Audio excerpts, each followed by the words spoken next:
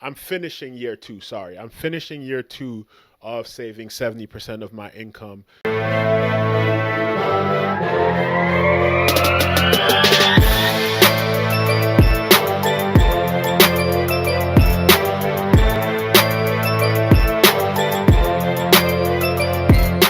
Hey, what's up, you guys? It's your boy Juju, and welcome back to the 1% of Juju podcast, where we teach you the practical steps to live your life like the 1%. Super pumped to be back here today with you guys. Go ahead, before we do anything, like, comment, subscribe, all that good jazz. But we're going to get right into this because I'm super excited about what we're talking about today.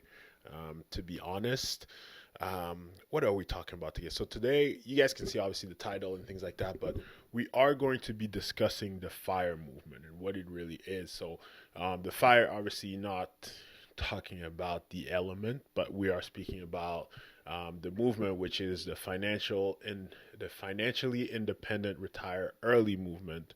And I'm super excited about what it's done for my life, and I thought that I would share that with everyone else because obviously that's what the 1% of Juju podcast is about.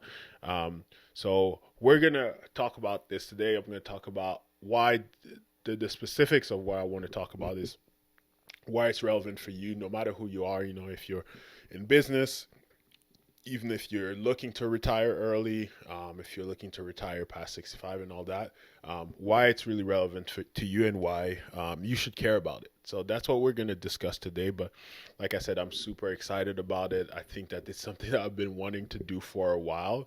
And I kind of haven't because it kind of slipped my mind. Like, it was in my notes. Like, I have a lot of like topics that I want to cover, like in my notes and things like that.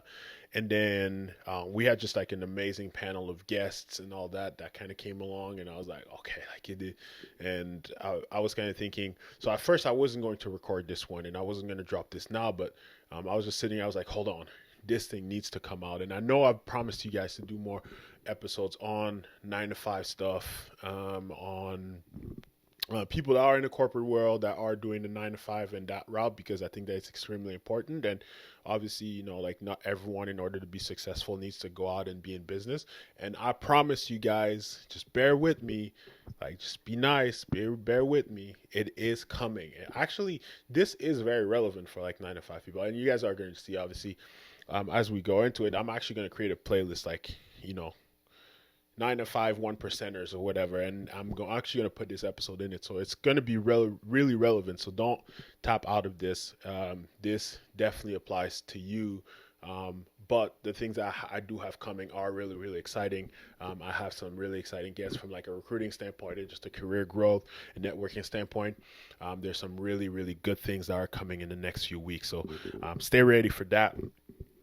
So for the FIRE movement, which once again refers to financial independent retire early, I will speak to what it is, why it's important for everyone, why it's important to someone that works kind of the 9 to 5 job. Like, we're gonna dive right into that specifically, and we're gonna go get a little deep and talk about personal experiences and things like that, like things this has done for me. Obviously, I speak to you guys. The reason I'm so passionate about this podcast is because I know what financial independence has done for me, and I'm always really excited about that.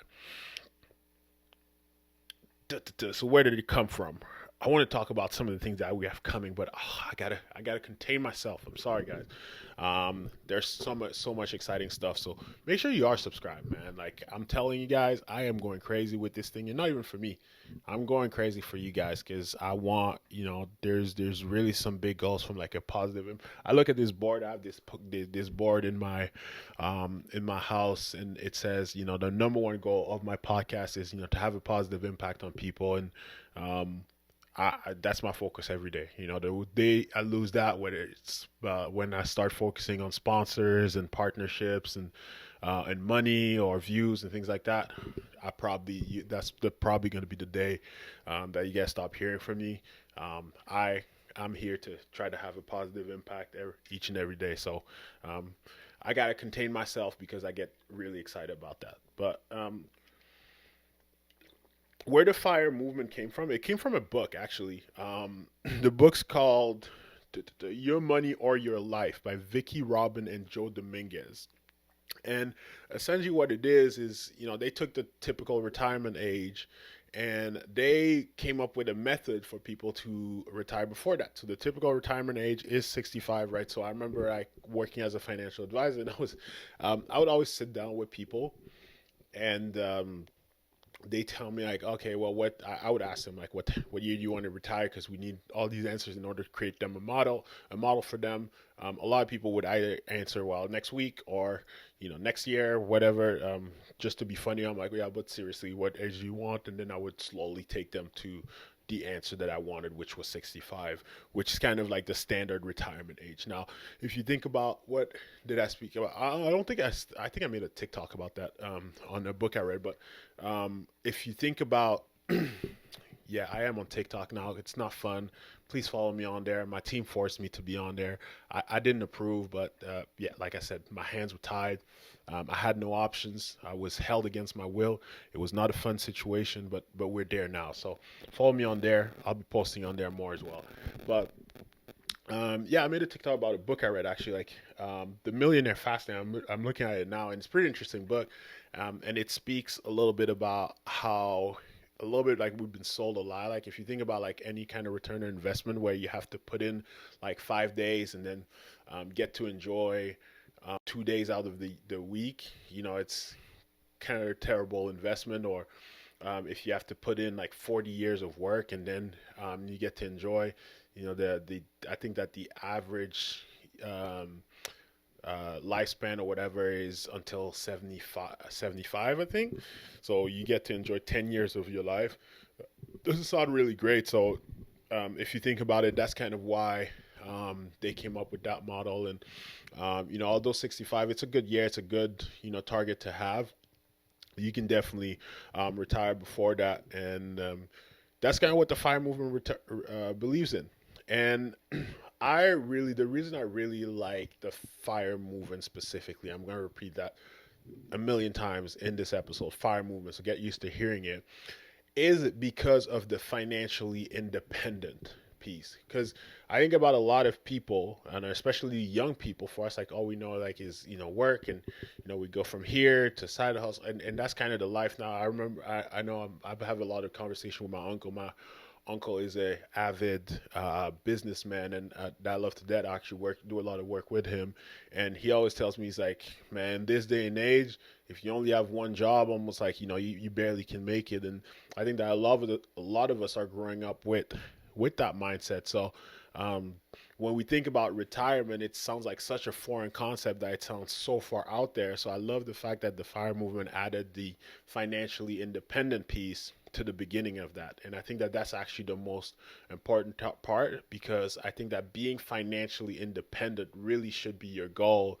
Not necessarily the retire early. The retire early is going to come with that, and having the option to retire, right? I can, even when I was a financial advisor, that's kind of what I would, when I would coach people into their financial plan. That's a little bit of the conversation I used to have, which was, you know, think about when you would not necessarily want to retire, but have the option of being able to any given day tell your boss, "Yeah, I'm done with this," right? And obviously, we don't burn bridges here. We would leave the workplace respectfully, but at the same time, like having the option of gracefully exiting the workforce. Um, so I'll speak about everyone, like why everyone should consider it, and I think that like that's something like when I discovered it, I was almost like, why doesn't everyone know about this? And right, because a lot of times we go out and we either, we go to work, but we don't really see an end goal or things like that, or we don't think about what does it take for me to retire. So a lot of people don't know that. They don't know that answer. So they just blindly, let's stash money aside and let's just hope we get to the finish line with enough money. And when they actually sit down with someone and they're like, oh, well, you're, this amount behind from your plan, it's a really stressful time. So to just go into it confident and having an idea of like where you're headed is actually really, really important. So what, once again, the fire movement believes is really living below your means. And I will discuss that for a second, because I don't know if that's something that I necessarily believe in. Well, I do believe in like living below your means, but I think that when people think about living below your means, often they're like, oh, penny pinching, being cheap, being, being very frugal. And I don't think that that's necessarily what it is about. But I do think that like getting used to living below what you're actually making is extremely important because I don't think that you should be penny pinching all the time because the 1% life, like it's about living, right? It's about enjoying your life, enjoying the fruit of your labor, and enjoying the work that you put in. But at the same time, you can't enjoy the fruit of the labor almost that you didn't put in, which is you know that interesting part. So most people in this movement save towards 70% of their salary. It was really interesting because I was doing research on like all the numbers and the stats um, as I was preparing for this episode, and I was like, oh, this is really cool because I think I'm in year 2 or 2.5 of like saving. But I think I'm entering year 2.5. I think no, I'm entering year 3. So I'm finishing year 2. Sorry, I'm finishing year 2 of saving 70% of my income, which is really really exciting. Like once I crunch those numbers and look at that and see what it's allowed me to do in the past year and how it kind of allows your income to continue growing and how the things that it does for you, that's really really great. So um, the work really and the goal, and I think that that's going to be something practical. So if you're watching this and you have access to a pen and pencil, or if you're listening to this and you're not in a car, because if you're in a car, don't take out your phone and start taking notes. But if you can take notes of this, is like they work in the fire movement towards saving 30% of their annual expenses. Sorry, I wrote income in my notes, but it's expenses. So if you think about add up all your expenses. So if you haven't, obviously, if you don't have a clear budget, I'll speak very soon once again about how I budget and how my money goes around. But like if you take your fixed expenses, the ones that you can't really move around or play around with, and you add them all up, right? So you need to eat, you need to have fun, whatever you need somewhere to live. Add up all those expenses, and for a month do that times 12, you get your annual expense, and do that times 30. That should be the amount of money that you should be working towards. The reason why is if you look at taking 4% of that money after that every single year, you'll see that you'll be able to anywhere from 3 to 4%. And if you then get a 5% return on that money on average, once again, when we talk about on average, I think I should clarify this because I've spoken about this before. Like when we talk about these returns and everything, when we talk about a 5% return on average, I'm not saying that every single year you're going to get 5% on a steady basis. There's no investment that's guaranteed, right? There's nothing that's going to give you that out there. But getting 5% returns um, on average means that there's some year that's going to be 10%. There's some year it's going to be negative 10%. There's some year it's going to be 20%. There's some year it's going to be negative 5%, right? So it's going to be ebbs and flows, but on average over time, you're going to get an average of 5% return. So there's going to be some better years. There's going to be some down years, and that's okay. And that adjusted with inflation is going to allow you to not run out of money before you retire because, right, like the money that you're making is going to replenish the money that you're taking out. Now, this book was written before our inflation numbers right now, so I don't know if that still holds true. But at the same time, that's in the grand scheme of things, how you can calculate some of these things. Now, now that you understand like how this works, right? Like how this, like from a number standpoint, you take your annual expenses and do that times 30. I'll explain to you why it's important, and you can see now that why it's so important living below your means and why they speak so highly about living below your means. Because let's say, I don't know, you're making you're netting $10,000 a month, and your expenses are $3,000. Well, that allows you to, okay, well, now you take the $36,000 and you do that times 12 times 30. Am I on pace here? Yeah. $3,000 expense. Sorry. Sometimes I just throw numbers around and I lose myself. But $3,000 times 12, that's $36,000. You do that times 30. I'm not going to do the math right now. Don't ask me to. It's somewhere around $1 million. But I'm not going to do the math because I'm not that smart and I don't want to. Yes, I will do the math. You know what? We got time today. But so $36,000 times 30. So you would need, I told you guys it was right around $1 million. So it's 1,080,000 is what you would need in order to be able to retire. So now you have a goal that you can work towards. But if you're netting the same 10K, but you're spending the whole 10K, right? Now in this situation, you need to, now you're making 120 a year. If you that times 30, well, now you need 3.6 million in order to get to your number, right? Because now your expenses are going to be higher once you retire, obviously. So you need to retire on a little bit more money. So that's why the living below your means component comes into play, because in this situation, right, they are able to save 70% of their salary, spending 30%. And obviously you get to your number faster, but also once you retire, now you have, once you're in that financially independent position, you have the option of being like, well, do I continue working? Am I tired of working? Or do I continue? I'm kind of happy with this lifestyle, I'm used to it now. Do I just stop working at this current lifestyle? Or do I continue working for, let's say, 5 years, and I can now increase my lifestyle once I retire or whatnot? So you guys get the gist, you guys understand, and why it is so important. And I think it's especially important because when you're a business owner, I shouldn't make that assumption, but when you're a business owner, oftentimes I will make that. I know I just said I shouldn't make that assumption, but I will make it anyway. But when you're a business owner, you often understand, right? Like the balance sheet, you always have to understand that, because your next month is never guaranteed. Like, so for myself, like I remember like working as a financial advisor where all my money was depending on myself being a business owner. And even now when I have, like, I have business expenses, so I have to make sure that those are paid every single month, but I'm never guaranteed, that I'm going to make the same amount of money out of the business every single month. So just making sure that understanding the balance sheet and how things come in and out, I think that it's a little easier. So if I have a really good month, let's say like I make a lot of money one month, I understand that I can't just go out and spend all the money that I made that month.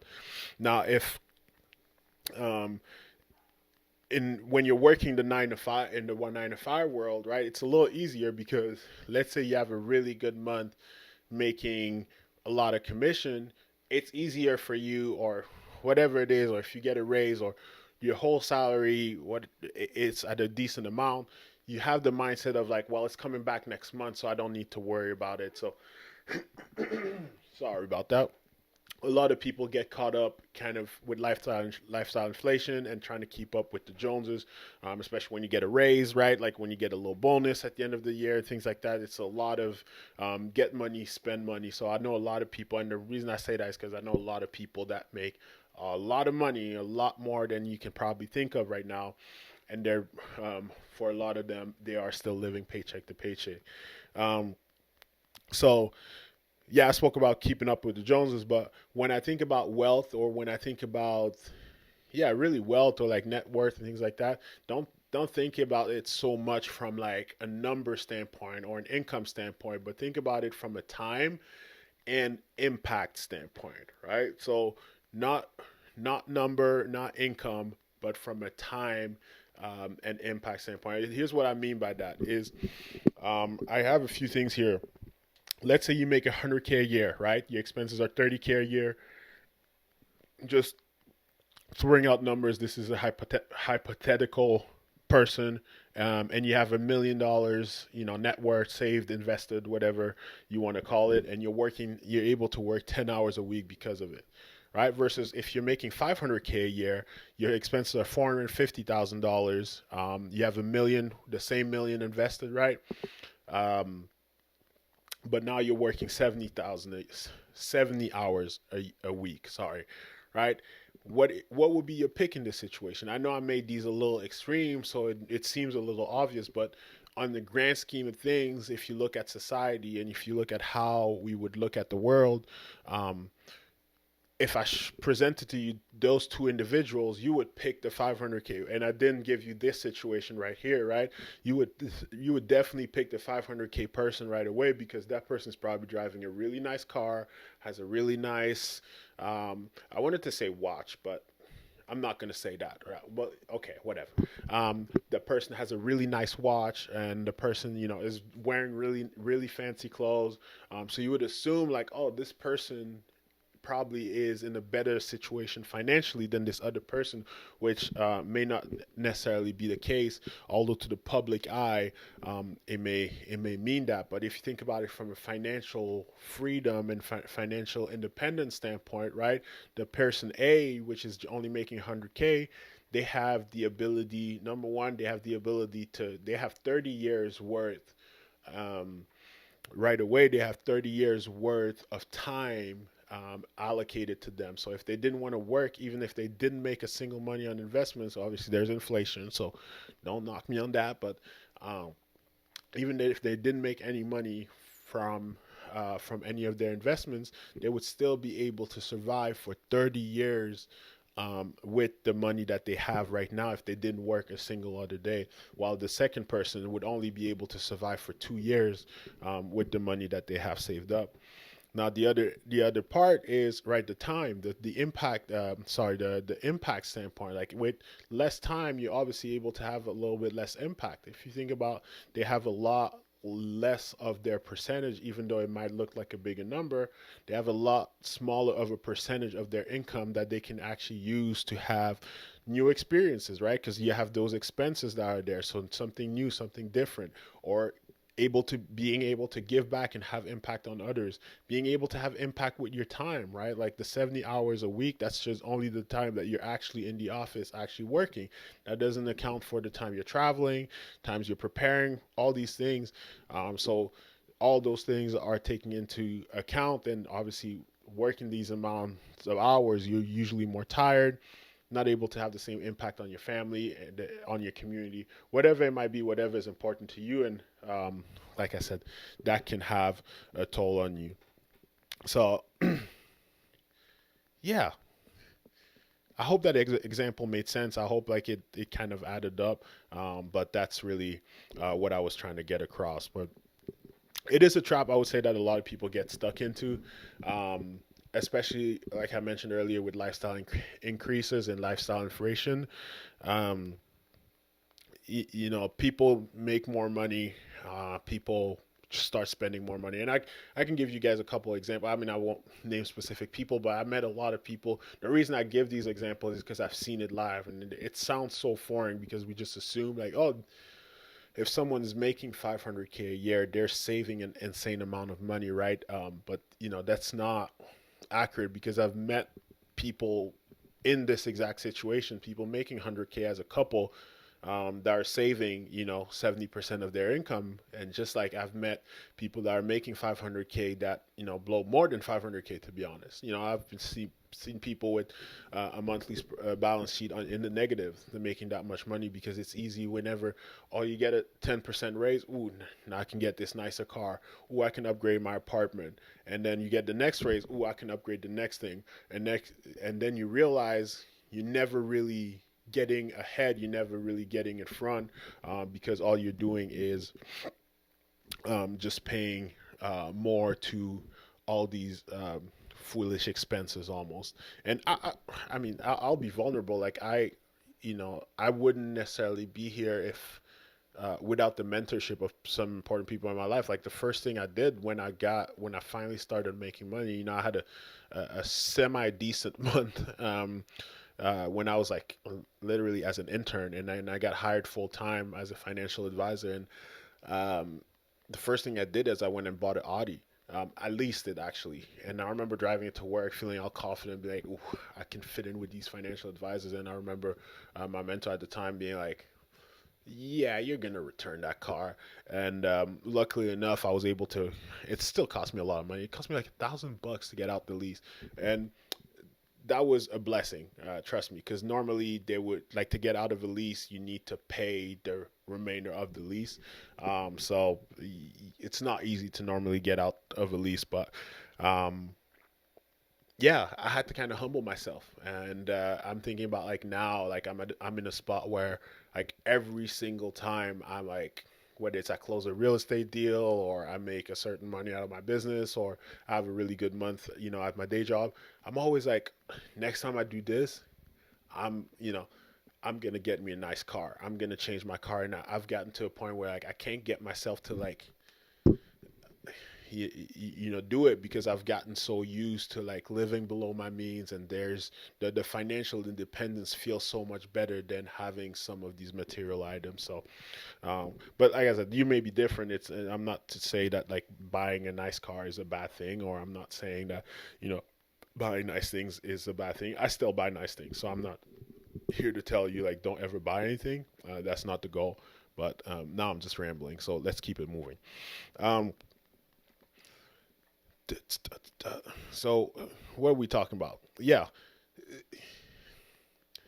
to bring it back, the reason I shared all this is especially the story around a lot of my clients in the past, making 500K plus and still, um, still living paycheck to paycheck almost is because when you think about money and a lot of people that I don't know where you come from and things like that. Like I didn't grow up with much, but when I think about money, I always think about being able to change my family tree and like have generational wealth and having an impact on even people like my mom, my younger sister, my kids, all that. I want life to just be different for than the life that I grew up having.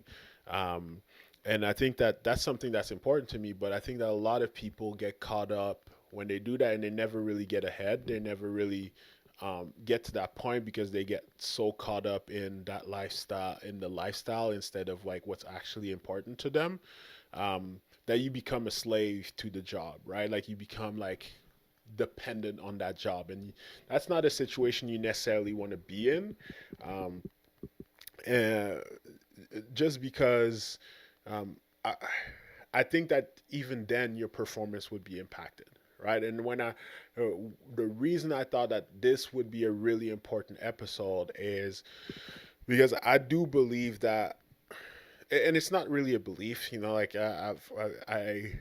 I study a lot of psychologists and things like that as well. Is just um, when you're in that fire position where you're financially independent, you're not dependent on that job, right? Like you're not being like, oh my goodness, like I cannot get fired, otherwise like I won't be able to eat next month, or I won't be able to pay rent.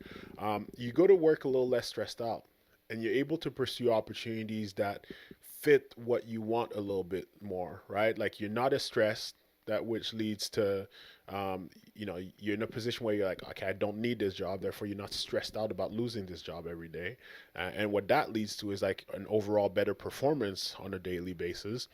And what that leads to is better opportunities, right? Like now you're performing better, you're getting more opportunities out of the workforce, and those opportunities out of the workforce, they're leading to more fulfillment in life in general.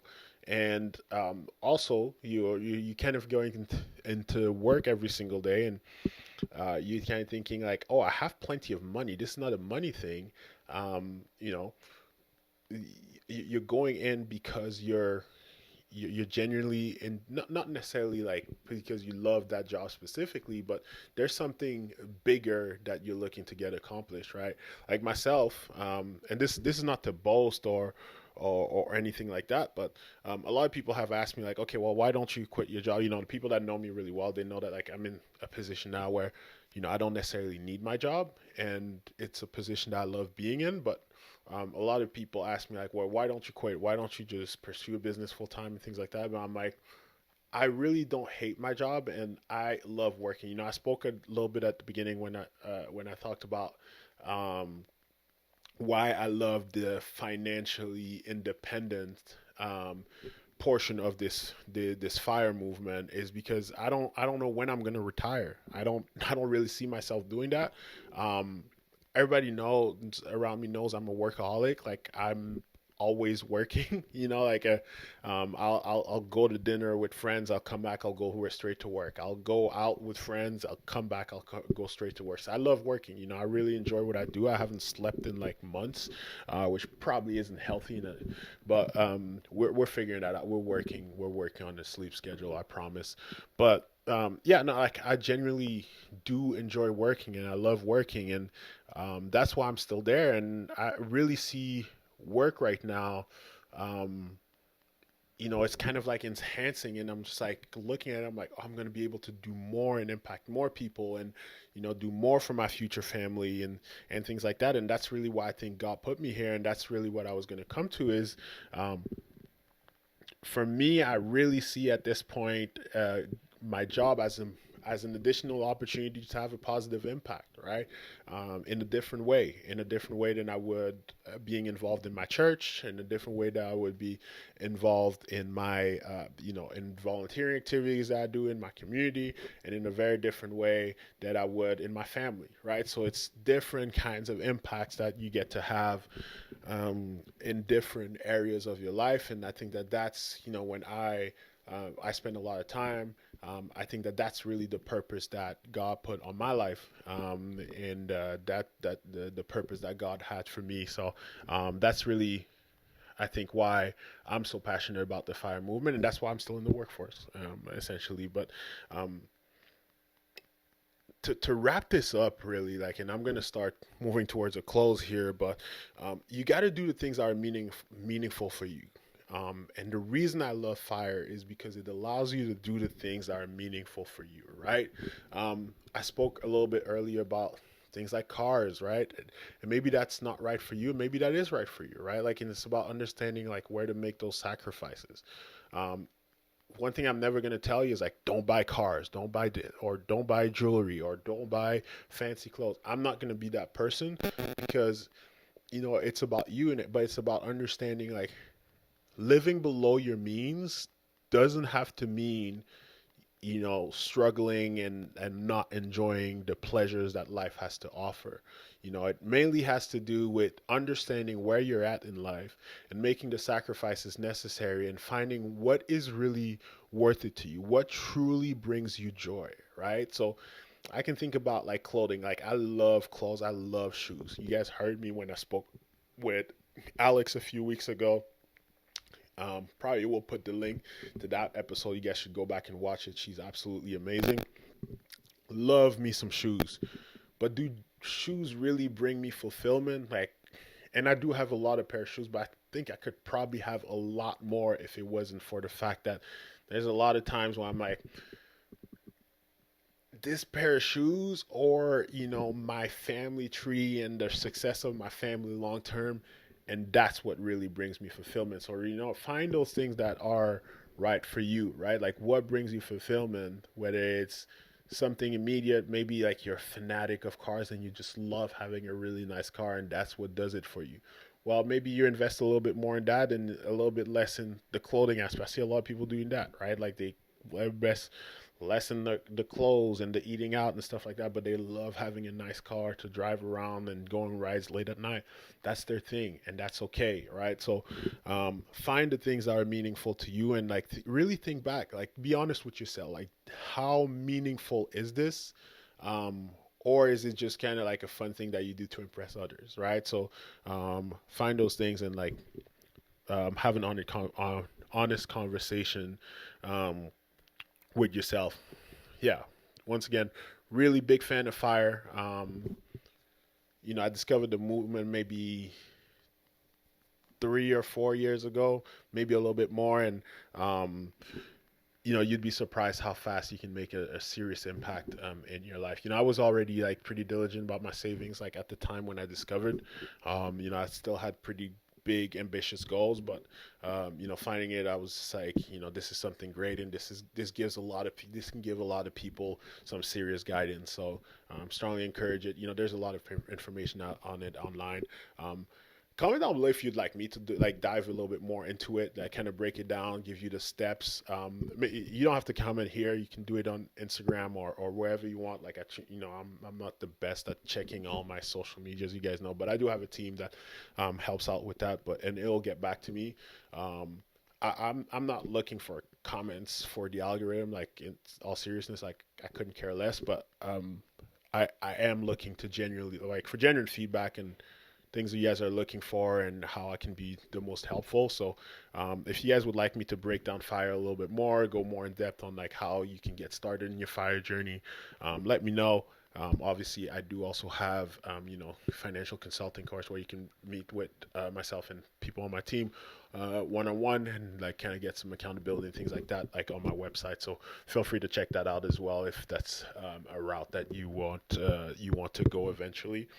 But yeah, I'm gonna wrap this up for today. Obviously, as always, please send this to someone that you care about if you did find some value in it, because like I said, fire is something that I find extremely valuable, and that's the only way that our platform grows and that we all grow together, which is eventually the goal. So please share with someone that you care about, and follow us on social. All the social media links are in the description. My website is in the description, 1%ofjuju.com. You can join me there. It has all my, if you want to book a free consultation session and get started on your financial independence journey. Yeah, that is really it for today. You guys already know. Yeah, I really don't have. I thought I had something else to sell you guys, but really have nothing. So you guys already know. Make sure that you're taking the steps today to ensure that you're 1% closer to your goal than you were yesterday. Thank you very much for joining, everyone. Have a great day.